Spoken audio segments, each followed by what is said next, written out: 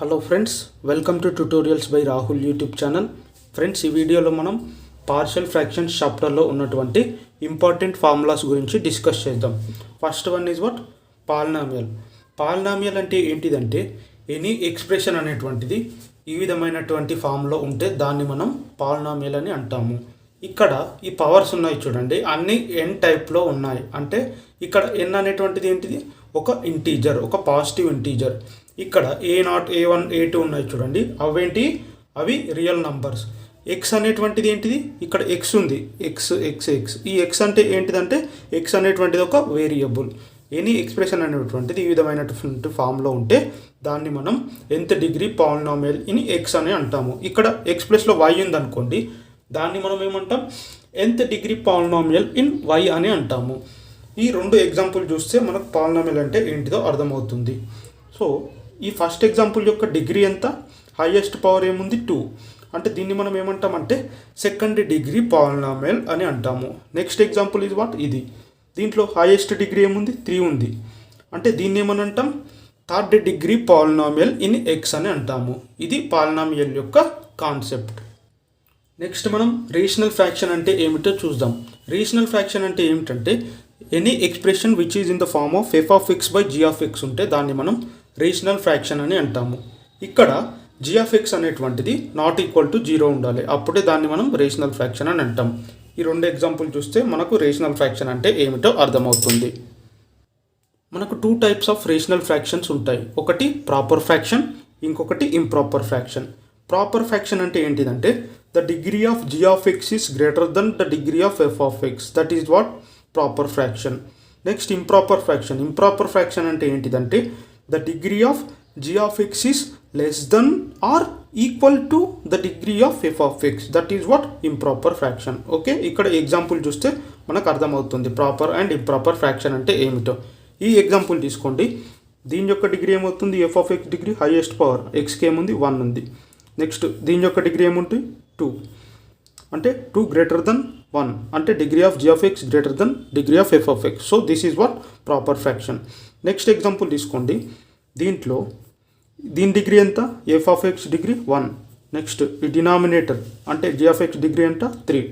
అంటే 3 greater than 1 అంటే degree of g of x is greater than degree of f of x. So this is also an example for proper fraction.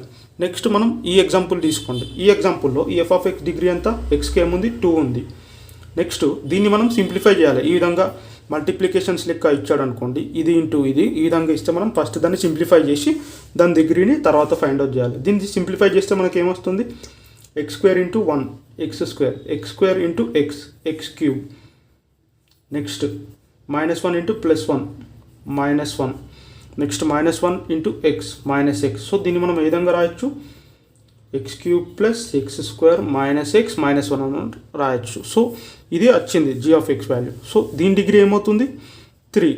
అంటే దీని degree 2. Degree of g of x is greater than degree of f of x. So this is also an example for proper fraction. Next improper fraction అంటే ఏమిటో చూద్దాం. Any expression in which the degree of g of x is less than or equals to f of x degree. That is what? Improper fraction. Example చూస్తే మనకు అర్థమవుతుంది. So దీంట్లో ఈ f of x దీని degree ఏమవుతుంది? Highest power ఏముంది? ఎక్స్కి 2 ఉంది. Next దీన్ని మనం రీసాల్వ్ చేస్తే ఏమవుతుంది? x² ప్లస్ సంథింగ్ వస్తుంది. అంటే ఈ రెండింటిని ఈ విధంగా మల్టిప్లై చేస్తే x² ప్లస్ సంథింగ్ వస్తుంది. సో దీంట్లో హైయెస్ట్ డిగ్రీ ఏమవుతుంది? 2 అవుతుంది. అంటే 2 ఈక్వల్ టు 2 అంటే డిగ్రీ అనేటువంటిది సేమ్ ఉన్నా సరే అది ఇంప్రాపర్ ఫ్రాక్షన్ అవుతుంది. So this is what? An example for improper fraction. ఈ ఎగ్జాంపుల్ తీసుకోండి. దీని డిగ్రీ ఏమవుతుంది? 4 అవుతుంది. నెక్స్ట్ మనం ఈ రెండింటిని మల్టిప్లై చేస్తే మనకి ఏమొస్తుంది? x³ plus x² plus and so on అని వస్తుంది. సో హైయెస్ట్ పవర్ ఏముంది? 3 ఉంది. అంటే degree of g of x ఏముంది? 3 ఉంది. దీని డిగ్రీ ఏముంది? 4 ఉంది. అంటే degree of g of x is less than degree of f of x. So this is what? An example for improper fraction. First ఎగ్జాంపుల్లో ఏంటిది? రెండిటి డిగ్రీ సేమ్ ఉంది. నెక్స్ట్ ఎగ్జాంపుల్లో g of x degree is less than f of x degree. So these 2 are what? Example for improper fraction. ఇది proper fraction and improper fraction యొక్క concept. ఇక్కడ మనం ఒక ఇంపార్టెంట్ పాయింట్ని అయితే గుర్తుంచుకోవాలి. అది ఏమిటంటే ఎనీ ఫ్రాక్షన్ని మనం ప్రాపర్ ఫ్రాక్షన్ ఆర్ ఇంప్రాపర్ ఫ్రాక్షన్ని మనం పార్షియల్ ఫ్రాక్షన్స్ లాగా కన్వర్ట్ చేయొచ్చు. కానీ ప్రాపర్ ఫ్రాక్షన్ ఉందనుకోండి, దాన్ని మనం డైరెక్ట్ పార్షియల్ ఫ్రాక్షన్స్ లాగా కన్వర్ట్ చేయొచ్చు. ఇంప్రాపర్ ఫ్రాక్షన్ ఇచ్చాడనుకోండి, ఫస్ట్ మనం దాన్ని ప్రాపర్ ఫ్రాక్షన్ లాగా కన్వర్ట్ చేయాలి. ఆ తర్వాత వచ్చినటువంటి ప్రాపర్ ఫ్రాక్షన్ నుంచి మనం పార్షియల్ ఫ్రాక్షన్స్ అనేటువంటివి సాల్వ్ చేయాలి. ఓకే, ఫస్ట్ మనం ఇంప్రాపర్ ఫ్రాక్షన్ నుంచి ప్రాపర్ ఫ్రాక్షన్కి ఏ విధంగా కన్వర్ట్ చేయాలో నేర్చుకుందాం. ఓకే, ఇక్కడ ఈ ఎగ్జాంపుల్ చూస్తే మనకు అర్థమవుతుంది. ఇక్కడ ఈ ఎగ్జాంపుల్ చూడండి, ఇది ఒక ఇంప్రాపర్ ఫ్రాక్షన్. దీన్ని మనం ప్రాపర్ ఫ్రాక్షన్ లాగా డివిజన్ మెథడ్ యూజ్ చేసి ఫైండ్ అవుట్ చేద్దాం. ఈ ఫస్ట్ మనం ఈ x+1ని ఇక్కడ రాసాము, నెక్స్ట్ ఈ x²+2ని ఇక్కడ రాసాము. దీంట్లో మనం ఈ డివిజన్ మెథడ్లో ఏం చేయాలంటే, దీంట్లో ఉన్నటువంటి ఎక్స్ టర్మ్స్ అనేటువంటివి ఎలిమినేట్ చేయాలి, లేకపోతే వాటి యొక్క పవర్ని రిడ్యూస్ చేయాలి. ఎలిమినేట్ అయ్యే ఛాన్స్ ఉంటే ఎలిమినేట్ చేయాలి, లేకపోతే వాటి యొక్క పవర్ అనేటువంటిది డిక్రీజ్ చేసేటట్టు చూడాలి. ఎలిమినేట్ అయ్యే ఛాన్స్ అనేటువంటిది ఈ క్వశ్చన్లో ఉంది. ఫస్ట్ మనం ఏం చేయాలంటే, ఈ x+1ని x తోటి మల్టిప్లై చేస్తే మనకి ఏమొస్తుంది, x into x x² 1 into x x, అంటే ఇక్కడ +x వచ్చాయి, ఈ +x² +x వచ్చాయి, అంటే ప్లస్ ఉంటే మనం మైనస్ పెట్టాలి, అంటే ఇక్కడ +x² -x² అనేటువంటివి క్యాన్సిల్ అవుతాయి. మిగిలింది ఏంది, 2 - x. ఈ 2 - xని మనం ఇక్కడ రాసాము. దీని తర్వాత ఏం చేయాలంటే, దీన్ని మనం -1 తోటి మల్టిప్లై చేయాలి. -1 తోటి మల్టిప్లై చేస్తే మనకి ఏమొస్తుంది, x into -1 - x, 1 into -1 -1. So ఇక్కడ మైనస్ టర్మ్స్ వచ్చాయి కాబట్టి మనం ప్లస్ అప్లై చేయాలి. ఈ ప్లస్ అప్లై చేస్తే ఇక్కడ +x ఈ -x ఈ రెండు క్యాన్సిల్ అవుతాయి. మిగిలింది ఏంది, 2 + 1. 2 + 1 ఏమవుతుంది, 3. అంటే ఈ విధంగా మనం దీంట్లో ఎక్స్ టర్మ్స్ని ఎలిమినేట్ చేసాం. కొన్ని సందర్భాల్లో ఎక్స్ టర్మ్స్ అనేటువంటివి ఎలిమినేట్ కాకపోతే వాటి పవర్ అనేటువంటిది తక్కువ వచ్చేటట్టు చేయాలి. ఇక్కడ ఎలిమినేట్ అయింది కాబట్టి నో ప్రాబ్లం. తర్వాత ఏం చేయాలంటే, మనం ఈ ఫార్ములా యూజ్ చేసి రాయాలి. ఇదేంది, quotient plus remainder by divisor. ఇక్కడ improper fraction equals to quotient plus remainder by divisor అని రాయాలి. ఇక్కడ ఈ కోషెంట్ అంటే ఏంటిది, ఇది quotient. So quotient plus remainder ఎంత 3 డివైడెడ్ బై డివైజర్ ఎంత x+1. ఈ విధంగా రాసాము. సో ఇక్కడ ఈ కోషెంట్ అనేటువంటిది ఏంటిదంటే, ఇది ఒక polynomial. Okay, next reminder by divisor అంటే ఇదేంటిది, ఇది ఒక ప్రాపర్ ఫ్రాక్షన్. ఇక్కడ చూడండి, ఇది ఇంప్రాపర్ ఫ్రాక్షన్. దీని డిగ్రీ 2, దీని డిగ్రీ 1, అంటే degree of g(x) is less than degree of f(x). So ఇది ఇంప్రాపర్ ఫ్రాక్షన్. ఇది ప్రాపర్ ఫ్రాక్షన్ ఏ విధంగా అవుతుందంటే, దీని డిగ్రీ ఎంత 0, ఎందుకంటే ఎక్స్ టర్మ్స్ ఏం లేవు కాబట్టి దీని డిగ్రీ 0 అవుతుంది.